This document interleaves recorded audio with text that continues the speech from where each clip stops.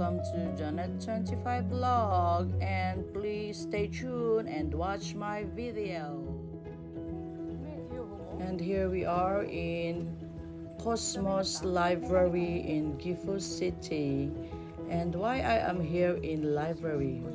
Anong gagawin ko? What I will do? Library in Gifu City is the biggest library here in Gifu-ken, Gifu Prefecture or Gifu City. And watch kung ano po ang aking gagawin dito sa library. And yan na po kami, pumapanik kami sa escalator at ang ganda po ng library na ito dahil ito ay tinayo siguro mga ilang years na rin siya. Siya ang biggest library sa Gifu-ken Prefecture. And papasok na po kami, papanik na po kami dito sa counter na paghiram ng room. And you are watching Library in Japan. Welcome, welcome. At ayan po, ayan ang procedure nila. Kailangan may card ka ng library. Kuha ka ng card ng library. Tapos, kung gusto mo maghiram ng libro, ng room for free, libre po ang paghiram dito ng mga libro. Sa gobyerno po ito ng Gifu-ken. At nag-rent po kami ng room for free po yon kung ilang oras ang gusto mo. At wag po kayo magtataka bakit kami nag-rent ng room. Ako po ay nag-tutorial ng English sa aking mga friends na mga may edad ng Japanese na may mga business sa ibang lugar na pag may gusto silang ipagawa na Japanese na papeles or papel, i-translate ko ng English. Yung ano lang, hindi naman ganun ka professional na ano, yung para lang sa business talking nila. Yun. At ito po ay naglalakad na po kami papunta sa aming nirentahang kwarto na good for 2 to 4 person room yan. Ayan po ang laki ng Cosmos Library. Nag-iikot na po, naglalakad po kami going to our room na letter A ata or 1 ang room namin na pupuntahan at going na po kami. Yan, ang dami pong libro. Pwede po magrenta dyan, pwede mong magpalipas oras para magbasa ng books. Pwede din.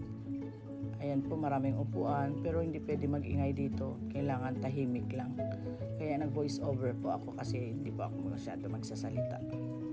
And ayan na po ang room na yan. Bubuksan na namin. Room number 1 ata ito. Wala lang itong blackboard. Sa kabila may blackboard kasi. Ito naman good for ano pala to, hanggang 6 pala ito. Minna de Manabu room.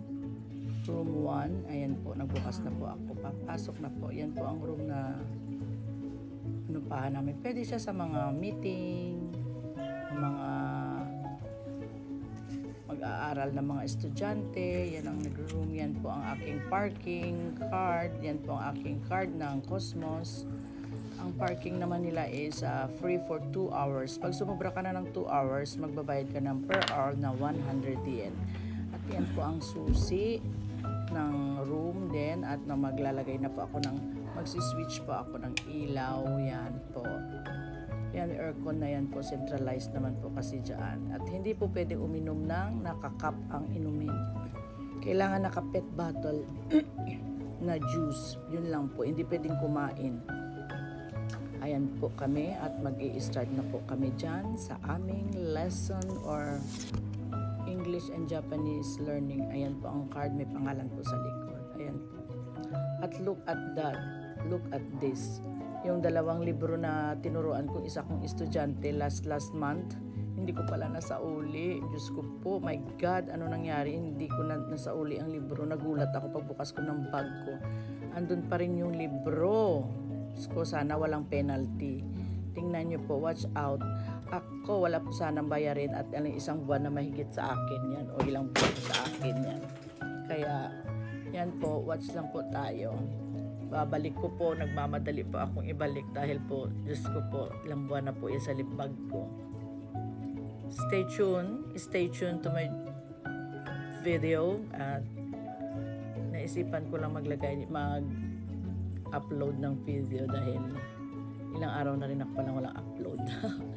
Watch until the end and may quiz tayo dyan. Ang library na ito is Cosmos Library. At ayan po, ang quiz ko po dyan kung may bayad o walang bayad ang aking nakalimutang ibalik na libro. May bayad kaya? Wala kayang bayad? Ano kayang mangyayari sa akin dyan? At bumalik na po ako. At iki-quiz ko po ito ha. Tandaan nyo, may bayad o wala. Iyon pa ang iki-quiz natin dito sa library na ito. Cosmos Library. At ito na po, here I am. Bumalik na po ako sa room. At andyan po ang aking estudyanteng may business sa Thailand.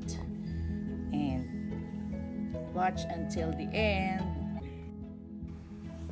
At huwag po kayong magtaka kung bakit pa ako nakakapagturo ng ganitong English. Actually, hindi naman ako magaling sa English. Huwag nyo pong itanong or itanong nyo po sa akin. Ako po ay nagturo ng elementary school dito sa Japan. That was bago mag-corona, 3 years ago. Nagturo po ako ng English dito for 8 years in elementary school sa grade 1 to grade 4 sa gobyerno. Sa school mismo talaga nagturo po ako ng English to the grade 1 to grade 4. Kaya po ako may experience sa pagtuturo ng English or mag-tutorial sa mga kaibigan ko lang. Yun lang, yung may gusto lang magpaturo sa akin, yun lang po. Kahit kung magkano lang ibigay nila sa akin, okay lang. Basta maturuan ko sila pag need sila ng English. Kasi sa Japan talagang hirap na hirap sila pag lalo na may mga edad sa English. Nahirapan talaga sila. Pero itong tinuturuan ko ngayon is marunong na siya mag-English. So i-ano lang namin, igagawa lang kami ng paragraph ng gusto niyang sabihin doon na itatawag niya sa business niya doon dati sa Thailand na ini-explain niya kung paano niya sasabihin sa English yung pagtawag niya na dahil may office siya dati doon pero wala na nga, hindi na nga siya nakakapunta at may edad na siya kaya mag-proper lang siya, talk lang siya sa may-ari ng company na malaking company ang kanyang pinupuntahan dun sa Thailand and kaibigan ko ito for how many years na, for 25 years something or 28 years itong aking tinuturuan. So stay tuned and watch until the end at meron pa po tayong papanoorin ha. Thank you.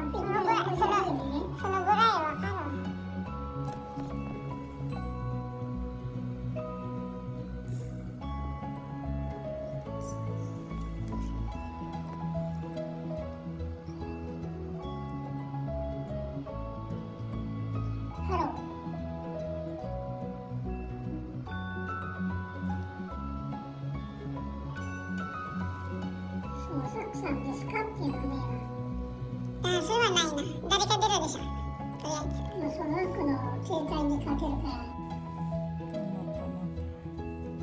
Ibanggo. Toilet.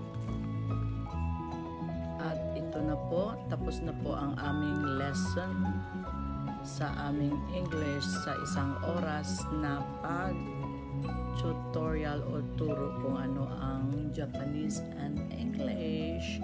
And ayan po, ibabalik mo na po ang susi, ibabalik ko na po ang card. Ayan, at dahil naka-isang oras na po kami dyan sa room na yan, at dahil may oras po kasi yan, kailangan mo rin ibalik pa 5 minutes before, ibalik mo na yung susi at isara mo yung, balik mo yung ilaw, patayin, balik ayusin ang upuan, isara, ilak ulit at ibalik. Ayan po, at pababa na po kami, and we're going somewhere there in the road. And yan, pababa po kami at mag-ikot lang po ako, isang ikot dito sa library para makita niyo po ang whole library. Maganda po itong lugar na to. I like this place kasi masyadong tahimik at peaceful ba. Tanggal stress din to minsan kahit ako lang mag-isa at napupunta ako dito. Ganito. Tahimik nga. Sa to ikaw nakiguro tumawaro. At si video to tero. Din sa mga Sa to daki aro ko. minsan may mga show dyan, may event yan.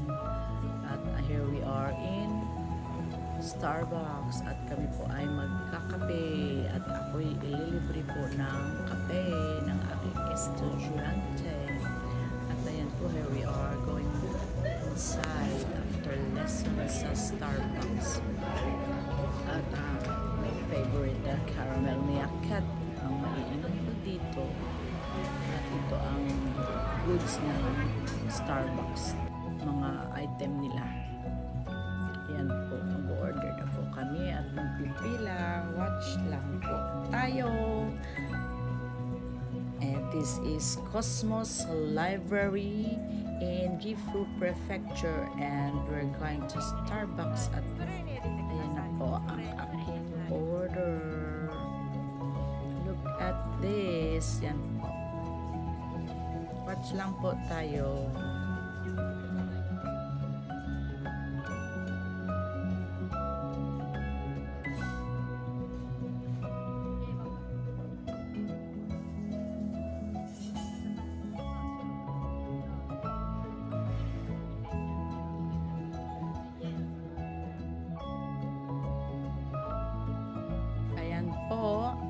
Coffee time, at comment down below, please share, subscribe and like, and please, if you have any comments, any thoughts or any questions about me or about Japan, you are open to type or put it on the comment below.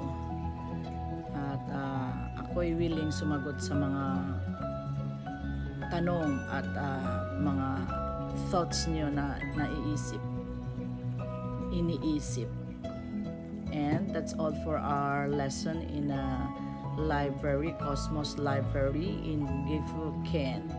And ayan po ang Starbucks.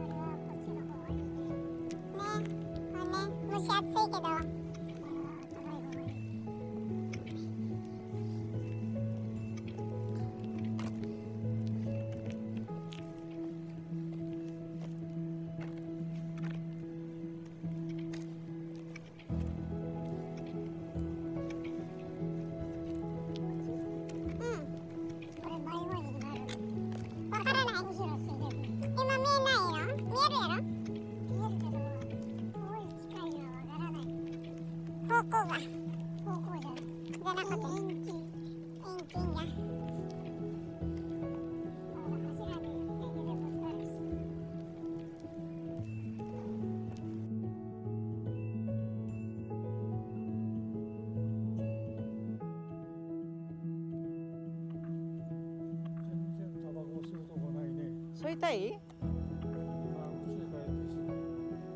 Soko aru yo, soko rahen. パーキングのとこあるやろ。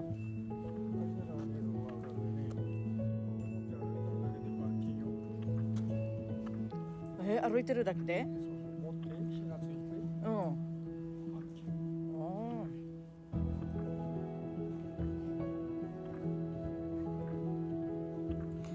困ったな、本当に書かれた本はどうなった。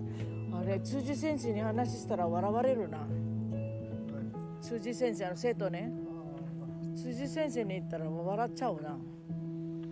返したつもりだもん。ジャネットさんどうしたみたいな。返したつもりね。なんで持ってるんやと思った。その後でっていうことやなのかな。違う？違うじゃん。いい？なんで？いいね、もう借用したけど。